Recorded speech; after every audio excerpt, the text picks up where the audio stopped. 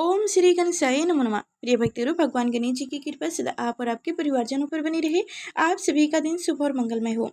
आज प्रस्पान करेंगे सावन संकुष्टी चतुर्थी व्रत कथा। सावन का महीना शुरू होने वाला यानी कि हो चुका है। सावन भगवान शिव और माता पार्वती जी को समर्पित है। वही चतुर्थी तिथि पार्वती पुत्र भगवान गणेश जी को समर्पित है।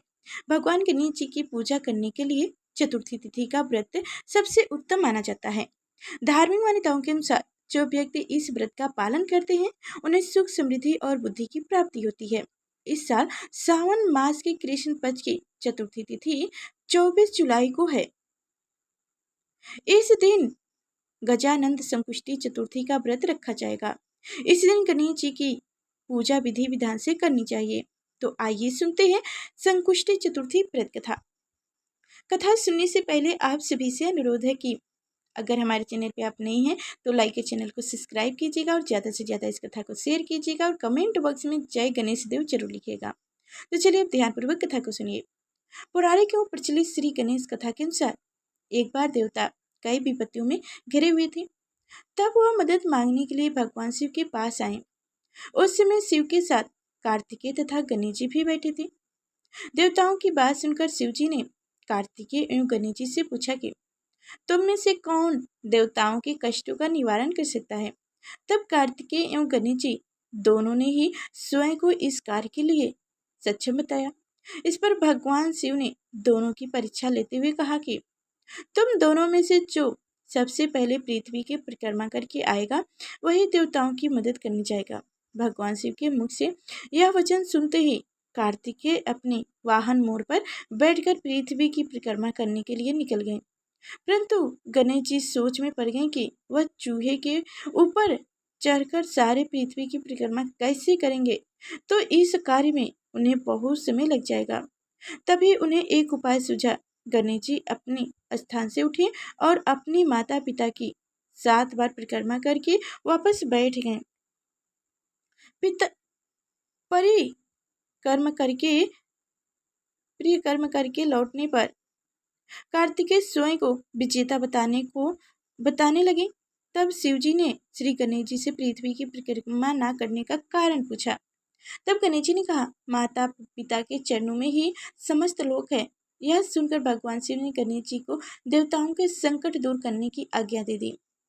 इस प्रकार भगवान शिव ने गणेश जी को आशीर्वाद दिया कि चतुर्थी के दिन जो तुम्हारा पूजन करेगा और रात में चंद्रमा को अर्घ्य देकर उनके तीनों तप यानी वैदिक तप तथा भौतिक तप दूर होंगे। इस व्रत को करने से व्रतधारी के सभी तरह के दुख दूर होंगे और उसे जीवन के भौतिक सुखों की प्राप्ति होगी।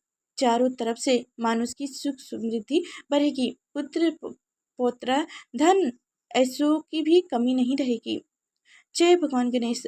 तो आप सुनिए भगवान गणेश जी की दूसरी कथा। एक समय की बात है, राजा हरिश्चंद्र के राज्य में एक कुम्हार था। वह मिट्टी के बर्तन बनाता, लेकिन वह कच्चे रह जाते थे।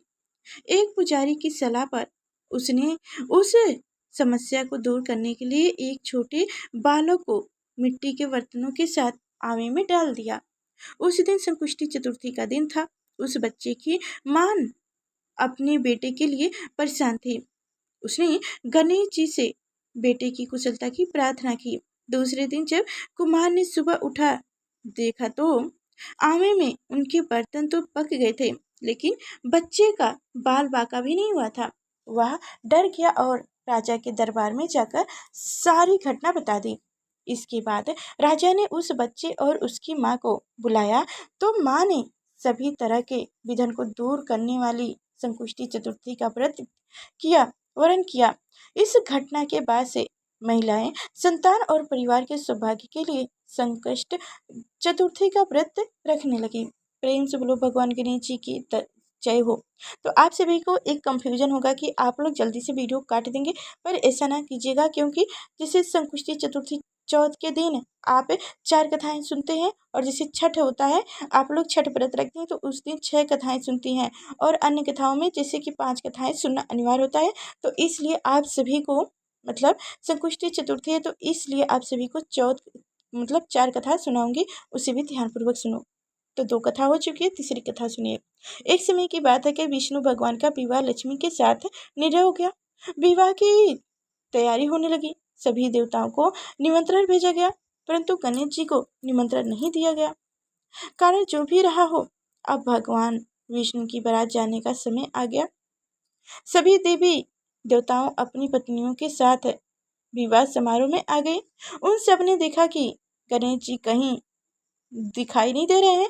तब वो आपस में चर्चा करने लगे कि ना जाने गणेश जी स्वयं मतलब अभी को बात हो ही रहा था कि तभी सबने विचार किया कि विष्णु भगवान से ही इसका कारण पूछ लिया जाए। विष्णु भगवान से पूछने पर उन्होंने कहा कि हमने गणेश जी के पिता भोलेनाथ महादेव को न्योता दिया है। यदि गणेश जी अपने पिता के साथ आना चाहते हो तो आ जाते। अलग से न्योता देने की क्या जरूरी है, क्या हो सकता है। दूसरी बात यह है कि उनको 1.25 मन मूंग, 1.25 मन चावल, 1.25 मन घी और 1.25 मन लड्डू का भोजन चाहिए दिन भर में। यदि गणेश जी नहीं जाए तो कोई बात नहीं है, दूसरी के घर जाकर इतना खाना पीना वो भी तो अच्छा नहीं है। इतनी व्रत कर ही रहे थे, बात कर ही रहे थे कि किसी ने सुझाव दिया यदि गणेश जी आए भी जाएं तो उन्हें द्वारपाल बनाकर बैठा देंगे और हम सब यानी कि होटल में खाना खाने जाएंगे। आप तो चूहे पर बैठकर धीरे धीरे चलते तो बारात से बहुत पीछे रह जाएंगे। यह सुझाव भी सबको पसंद आ गई, तो विष्णु भगवान ने अपनी सहमति दे दी। होना क्या था कि इतने में गणेश जी वहां आ पहुंचे और उन्हें समझा बुझाकर घर की रखवाली करने के लिए बैठा दिए। बारात चल दी। तब नारद जी ने देखा कि गणेश जी तो दरवाजे पर बैठे हुए हैं। ओ गणेश जी के पास गए और रुकने का कारण पूछा। गणेश जी कहने लगे कि विष्णु भगवान ने मेरा बहुत अपमान किया है। नारद जी ने कहा कि आप मनुष्य मूषक सेना को आगे भेज दें, तब वह रास्ता खोद देगा जिससे उनकी वाहन धरती में घुस जाएगी। तब आपको संपूर्ण बुलावा आएगा। अब तो गणेश जी ने अपनी मूषक सेना जल्दी से आगे भेज दी और सोने सोने ने जमीन सोने ने जमीन को धरती को सीधा कर दिया और उसके बाद से मूषक सेना जल्द से जल्द रथ को जमीन में जब वो जमीन में गड्ढा कर दिया तो रथ के पहिए धरती में घुस गए। लाख कोशिश करें परंतु पहिया नहीं निकला। सभी ने अपने अपने पहिए उपाय किए परंतु पहिए तो नहीं निकले बल्कि जगह जगह से टूट गए।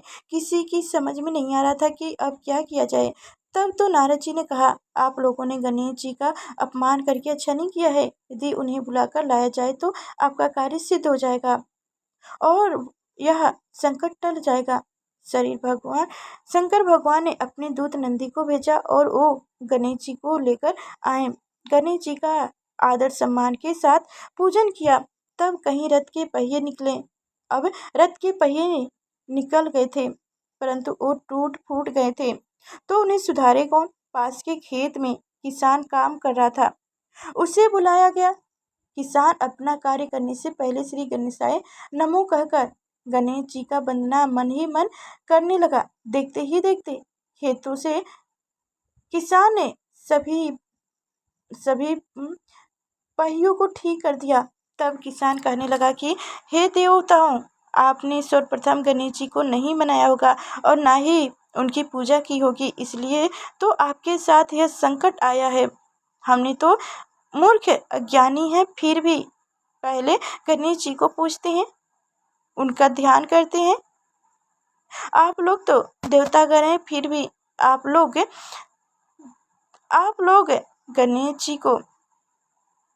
गणेश जी को कैसे भूल गए। अब आप लोग भगवान श्री गणेश जी की जय जयकार बोलकर आप लोग आगे जाइए।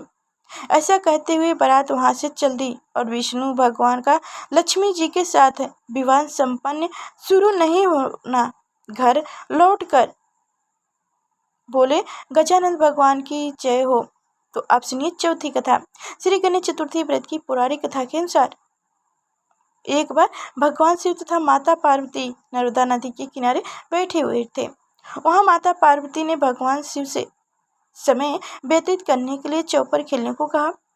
शिव चौपर खेलने के लिए तैयार तो हो गए, परंतु इस खेल में हार जीत का फैसला कौन करेगा, यह प्रश्न उनके समक्ष उठा तो भगवान शिव ने कुछ तिनके एकत्रित कर उनका एक पुतला बनाकर उसकी प्राण प्रतिष्ठित कर दी और पुतले से कहा, बेटा, हम चौपर खेलना चाहते हैं, परंतु हमारी हार जीत का फैसला करने वाला कोई नहीं है, इसलिए तुम बताना कि हम दोनों में से कौन हारा और कौन जीता। इसके बाद भगवान शिव और माता पार्वती का चौपर खेल शुरू हो गया। यह खेल 3 बार खेला गया और संयोग से तीनों बार माता पार्वती ही जीत गईं। खेल समाप्त होने के बाद भगवान शिव से हार जीत का फैसला करने के लिए कहा गया, तो उस बालक ने महादेव को विजयी बताया।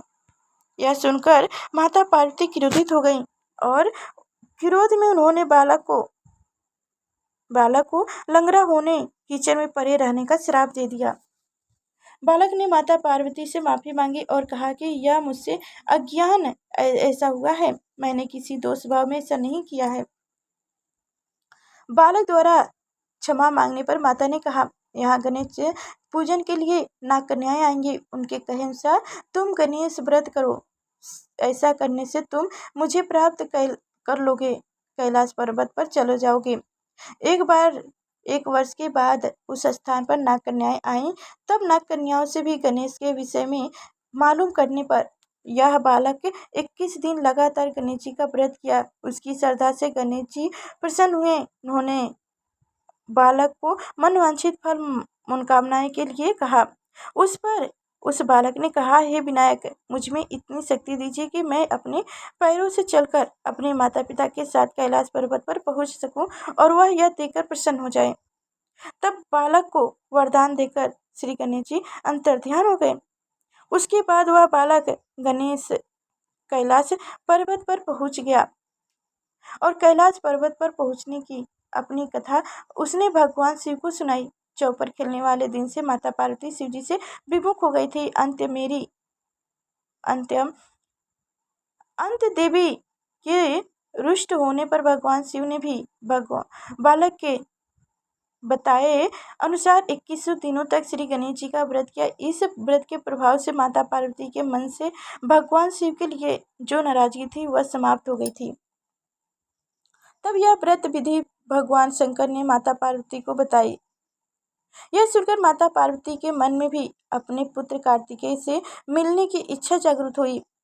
तब माता पार्वती ने भी 21 दिन तक श्री गणेश का व्रत किया तथा दुर्वा फूल और लड्डुओं से गणेश जी का पूजन अर्चना की। व्रत के 21वें दिन कार्तिकेय स्वयं माता पार्वती जी से आ मिले। उस दिन से श्री गणेश चतुर्थी का यह व्रत समस्त मनोकामनाओं की पूर्ति करने वाला व्रत माना जाता है। इस व्रत को करने से मनुष्य के सारे कष्ट दूर होकर मनुष्य को समस्त सुखी सुविधाएं प्राप्त होती है। प्रेम से बोलो भगवान श्री गणेश जी की जय हो, माता पार्वती की जय हो।